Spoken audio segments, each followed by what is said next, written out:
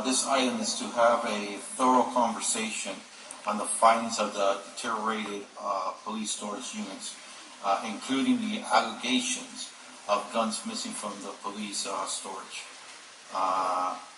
And I have to tell you, I just can't fathom that a major city like the city of Miami, this could actually happen. And we need to bring some type of accountability to this. I can tell you this, in the private sector, heads would roll.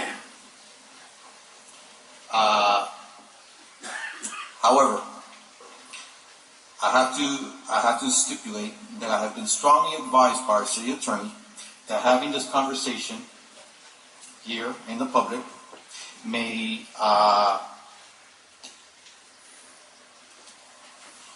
be detrimental to the city of Miami and its residents because of the legal ramification. Not to mention that there's an ongoing CIP investigation. Now, to be honest with you, I have seen enough, and I would thank Mr. Crespo. I have seen sufficient documents through his blog, and I don't need a long, drawn-out discussion to make my own determination on what changes need to happen.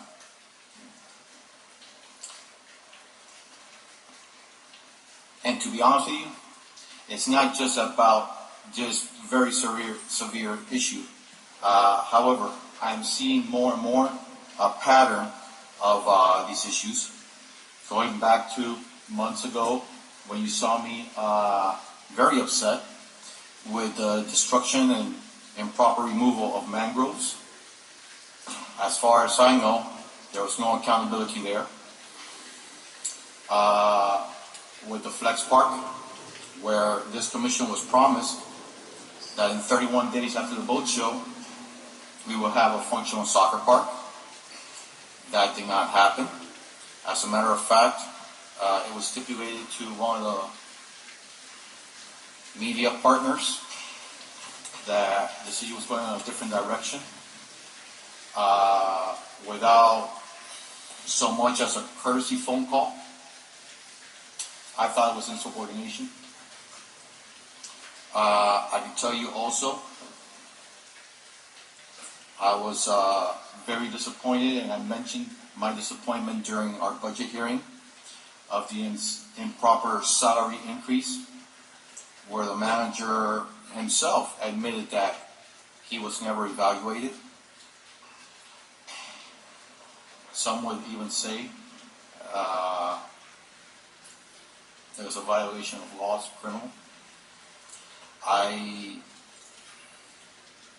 want to mention also the general obligation bond offering that was suggested, where at least two commissioners spoke out and stipulated that there wasn't conversations with them. I happen to be one of them, regarding issues in the districts for this bond offering, which lets me know that in a $275 million potential bond offering,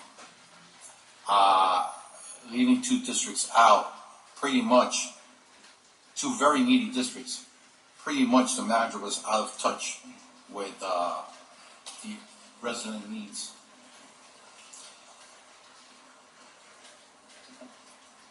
By the way, and I'm not just going to go on and on, because I can tell you this, any one of the issues that I just mentioned in the private sector, heads would roll. Listen, I understand that this is a discussion item, and usually we not take a vote on a discussion item. However, I am prepared and I am willing to make a motion to change the tone at the top and fire this manager if this commission so chooses for me to do so. And I would like to hear from my colleagues.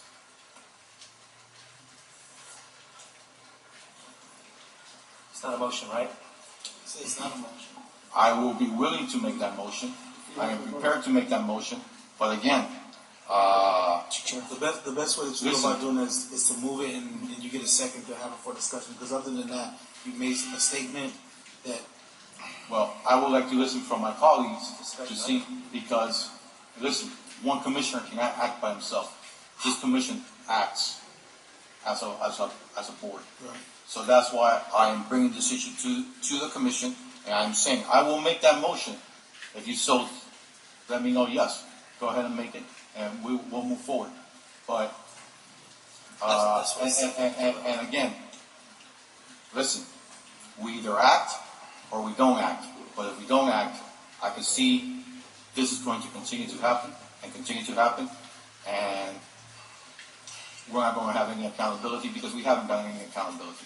I mean, listen, I get it. This is a political environment, so maybe one or two commissioners get treated a little different or better. But I can tell you, this is the city of Miami, and in the near future that could change, where someone might be that is not in the penalty box, but will be in the penalty box in the future. So what I'm saying is do the right thing, and let's move forward. Commissioner Suarez. Thank you, Mr. Chair. It's interesting. Sometimes you come to work here and things sort of meander along in a certain way. I've not been shy to criticize the manager. And not only have I criticized this particular manager, but I also very, very, very intensely criticize this particular system of government. I think it's very difficult, and I've only seen really one person be able to manage it, where you have, the mayor essentially chooses who you are, we ratify it, and then he can fire you, and we can rehire you. I mean, it's pretty much a mess. And you have to find a way to forge consensus and maintain consensus and do your job. It is not a system of government that is functional at all, in my opinion. But you've missed a couple of them. I was being kind. I know there's Missed a more. couple. I know there's more, Missed but a couple. I thought it was sufficient. Like I said, any one of the ones that I mentioned in the private sector, heads would roll. You forgot the Bitcoin situation where we instructed this administration not to allow back more bidders. We're now being sued by the successful bidders because of some of those decisions. You forgot about Sandy Dorsonville. That one is one that for me personally is upsetting because, they did all these investigations, which I don't know concluded anything other than an audit. So I think there's, there is, and by the way, I mean, I don't know who's to blame for the fact that we haven't really moved on a new police headquarters. I think we're all to blame for that, to be completely frank with you. And today's decision to go forward with another sale of an asset, which I actually supported, I was one of the ones that did think that is something that we should do, and I do think we need to do the police headquarters because that's really the genesis of all these problems. So look, I've said from day one, this is not an easy job, and it takes a very, very unique personality to be able to succeed in this system of government. What I don't want to happen is for us to become a circus. If you understand what I'm saying. And let me just elaborate on that. This is what I don't want to happen. Let's assume that we decide to go in another direction, which is our prerogative as a board. We've had the mayor come here before us and say, hey, if you guys vote, even if 4 of you agree to do this, which I'm not sure 4 of us would agree to do it anyways, I'm just going to put the manager back exactly where he is, and we're going to go in this back and this forth and this back. I mean, that may favor some people, because some people thrive in that sort of chaotic environment. Some people might like it. The media will certainly love it. We'll be back to being the city that everyone talks about, that's for sure. But I'm not so sure that that's what's in the best interest of the residents of the city of Miami. So, I'm not in too different of a place than I was, months ago. I mean, I think, the manager has, within his capabilities, tried to improve on a variety of things. He's trying to communicate more. I think he's gotten a little bit more adept at dealing with certain situations. But again, it's a very difficult system to operate under, and there's some of those things, and there's more things that I could think of as well, that probably are not even worth going into. Mr. Chairman, Recognize. if I could follow up with what Commissioner Suarez said. Sure. Commissioner Suarez, I agree with you that there's more. And that's why, yes, I chose certain ones, and yes, you brought valid ones, and you are correct. However, we're either going to have a long, drawn-out discussion and continue listening to them, or we're going to take action. That's why I didn't want a long, drawn-out conversation, because there's no need. Like I said, any one of the ones that I mentioned is sufficient in the private sector that heads would rule. And I have been successfully in the private sector for quite a few years now, also being in government prior to that. So I can tell you, any one of those issues, heads would roll. So we're either going to continue talking or we're not. We're going to move forward. And I get it. Maybe the mayor has a different opinion, but we'll cross that bridge. I am saying I am doing what I know I have within my power, and then it's not just about me, like I said, it's this commission, our power to do. Either we make changes, or we try to make changes, or we don't. Is there a motion in the second, Mr. Chairman? Recognize.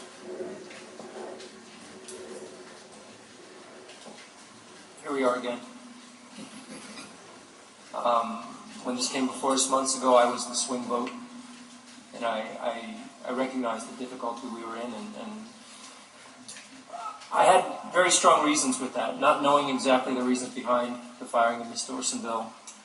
I had to stand behind our manager with regard to that decision, that there was cause, knowing that if we were to fire him after he had fired somebody and he did have cause, that we would be in the wrong, not having those facts. That was one factor. But I also said it at that time that I wanted to give him a chance to change with regard to the openness, communication with this commission, and with our residents who don't feel that there's a transparency within our government. There has been a change. I have felt improvement. I enjoy working with Danny. But I still feel in the dark on many, many things. On the RFP that we discussed today, it's a perfect example of something I had said back then. We want to know what's coming down the line far in advance so that we can be involved. So that when it's time for us to rubber stamp it at the end, we really can be that because we know what it is. And I haven't felt that. I've also felt a strong hand of policy with regard to how our manager feels about the issues that we're dealing with. And I don't need a sixth commissioner up here. I need an administration to carry out what this commission looks to do. And I feel it. I feel in briefings when I bring up a living wage and how important that is to me, and the eyes roll, or climate change and sea level rise. So I understand where we are. I believe someone else may be that swing vote today. Mr. Chairman, Recognize. we look at all the negative things that have been performed by the managers. I think we should also be looking at the good things that have been done by the managers. I think he has taken a lot of the message that's sent by us. And I think, I don't have any problem communicating with the manager or his staff. I mean, my doors are always open to all of them to come in and try to let me know when I have a problem. I either tell them here or tell them personally. I don't have any problem in communicating with them. Sometimes, let me tell you, a lot of the things that I requested, I'm the last one to get it, so I'm in the penalty box, like Carollo said. I am in the penalty box because they want to please all five of them. Now, you need to remind me, the manager, and we all went in 2010, we went through a hell of a crisis because of the financial statement that we have. We sit here and we all want roads, we want this, we want a lot of things that cost millions of dollars, and then there has to be a balanced budget. We hope that the economy will maintain itself the way it is right now, but anything could happen in the future. So I think it's being very careful and trying to please every one of us. It's not that easy. Mr. Chairman, You recognize. I will make a motion to fire the manager. Second. Then probably move in second. Any further discussion?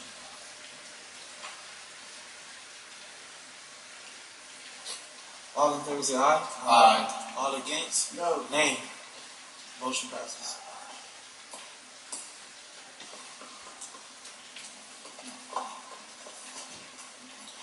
Mr. Chair, I do, as much as it pains me to say this sometimes, I actually do agree with Mr. Crespo as well on some issues that he raised regarding the procedures. And particularly when you're having a hard time tying the discussion items to items themselves. We've had that issue since we started this policy and procedure, so maybe the clerk can work with us on finding a way to tie the discussion items, because people are coming in, they're discussing all the items at a time. Before, we used to have a neat way to look at the record of an item in terms of what discussion is, and now it's very difficult to tie the discussion that's held at 10 with an item that's taken up later on in the day. So maybe if there's some way to link the minutes one to the other, we can get a sense for what the public is saying in relation. You get that properly reflected as a 3-2 vote? Sure.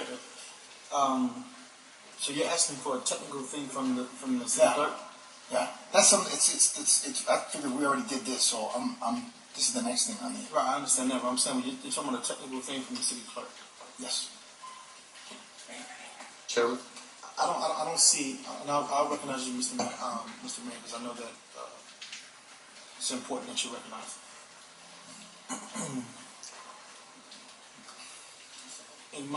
When I think about the minutes of this organization, I don't think that the public comments and the discussion on the item have to be all together. Public comments are public comments, and discussion on the item is discussion on the item. If you want to read and learn what the public said about something, you can read the public comments. If you want to know what happened and how the item was passed on, you can read the section that's referring to the item being passed. So I don't see that there's a big deal in how we go about doing things. And one thing that it shows today is that not everybody's concerned about the same issue. In the beginning, we thought that everyone was concerned about 20 miles per hour, but then it turned out that there were some issues that other people were not concerned about. The 20 miles per hour, they're concerned about some other things. So, Mr. Mayor. Thank you, Mr. Chairman. Just to some technical questions. First of all, to the city attorney and to the city clerk. Okay. Remember that we have an ordinance that if the manager is fired, that person has 10 days, is that correct, before leaving office? I was here and I voted on that ordinance. Are you referring to your legislative veto power, or are you referring to? No, I'm referring an ordinance back in the, I don't know, what, 2000 or maybe 97, when a manager is terminated by the city commission, that person stays in office 10 days before leaving office. I believe the section that you're talking, in the event of a vacancy in the office of city manager, the mayor shall appoint the city manager subject to the approval within 14 days of the majority of the commission. Is that the section you're talking about? That's not. I know that there was an ordinance. The mayor may remove the city manager subject to the city commission's conducting a hearing within 10 days. Is that the 10 of said removal, and the city commission's overriding the mayor's action? That's the 10 days one.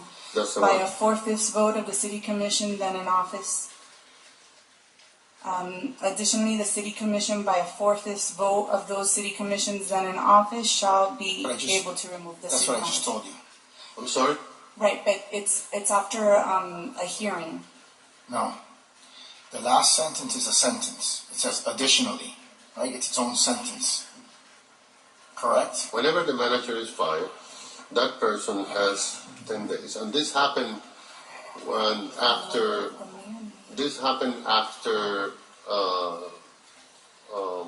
Donald Warshaw was fired. That for transition. So we need to find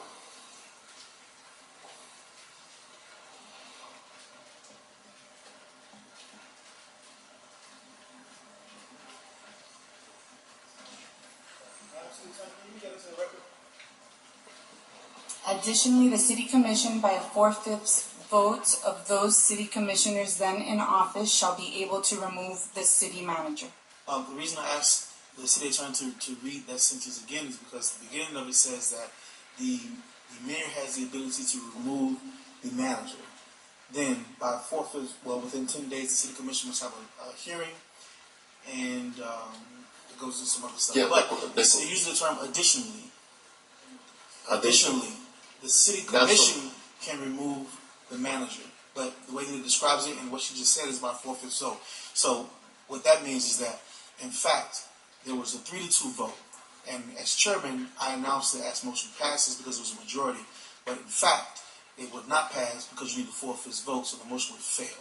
So the error would be then in my announcement on the record that the motion passed because of the majority, the motion does not pass because by that, what the city attorney just read, the qualification would be that it's 4/5 vote, and so that motion to remove the manager would then fail. You're So correct, and please that let was please let the record properly reflect that motion. that was my first question. So I'm pretty sure, and if you find and I apologize for misstating that on the record. I was not prepared for the 4/5 supermajority passage rate, Mr. Chair. right, it would be so. I understand what you're saying, and I understand that the motion may fail, although the media will see it as a majority. But I still say we have an ordinance that says that the manager is in place even after that person has been fired for 10 days. We have to look into that. Mr. Chair. I just was doing the numbers, and because today is the 8th of December, so let's add 9 more days. We're on the 17th of December. That day, I would have vetoed the vote. You have 10 days to convene, to call a special session to override the veto. So I'm thinking that maybe we could have met the 25th of December. Mr. Chair, please. If I could allow the mayor, to finish what he's saying, then I'll bring the short to you. Or the 24th of December. But we need clarification on that. But certainly, either way, like I said the other time, by the way, we have an executive session. We have all the details for the fire contract that we need to finalize with the fire union. And, the manager and his team has been working on that. Of course, we have the vetting process of the GOB bond issue that you might support or not. We have, of course, the process of the RFP and the process to start the renovation of the Miami Marine Stadium, and we have many things pending. So this is what we call instability. Instability. In the city, and as a matter of fact, I was sometime I was accused of that, but we have had stability. And of course, I understand that elected officials have the right, total 100% right. But my point is that I think the chairman has a point. The city attorney has to opine. If this resolution is dead, or if this is alive. Now, the only reason that I want to know is because I would like to veto it and then have a discussion here. But we can probably meet on the 24th at 5 p.m. or the 25th at 9 p.m. 9 a.m. Mr. Chair, if I may. Give me a moment. Madam City Attorney, has corrected in the record, stated that the motion failed. Is that correct? By operation of law, not necessarily how it's drafted in the minutes, I mean, in the code, but pretty much by operation of law, at the end of the day, it requires a 4/5 of the city commission to remove the manager. It's not as clear in the code because it throws in normally that you'd start this process by the mayor, but ultimately, at the end of the day, for this motion to pass, based on how it's stated, you would need the 4/5. So then the motion, as stated, failed. Correct. Mr. Chair, if I may, please. You recognize, sir. I don't know why this is so confusing. It wasn't that confusing the last time that we were doing this. It's not the code, it's the charter. Okay, and we're talking about a section 4G of the charter. The reason why it's confusing is because the heading of that section is powers and duties of the mayor. However, tucked into that section in sub 6 is a sentence that says, when expanding upon the right of the mayor to fire the manager and what that process entails, there is an additional sentence, which actually begins with the word additionally, that says the city commission, by a 4/5 vote of those commissioners then in office, shall be able to remove the city manager. So the city commission, of its own Authority. power, has the right under this limited circumstance. Part of the reason why I don't like the system of government, because it creates all this confusion, but it doesn't require, notwithstanding what the mayor said, it doesn't require us to have another hearing, it doesn't require him to veto it, even though he's been clear that he would veto it. It doesn't require any of that. The reason why the last time that we had this discussion, which essentially was a vote of no confidence, we had 3 commissioners that seemed to be in favor of making it, and a 4th who did not. So I don't understand why we weren't prepared for this possibility, because we already had this happen to us. What, 3, 4, 5 months ago? I don't even remember how long ago it was. So, it's not that complicated. I know that sometimes people like to complicate things. It's not that complicated. It's probably not very well worded in the charter, which is why I wanted to change it, but it's not that complicated. Thanks. So the bottom line is the resolution failed. Okay, the motion fails. The motion failed. And there's no other business that's on the agenda. The only thing that we have left are the executive sessions and the attorney-client sessions. I believe that's all that's left on the agenda. So we can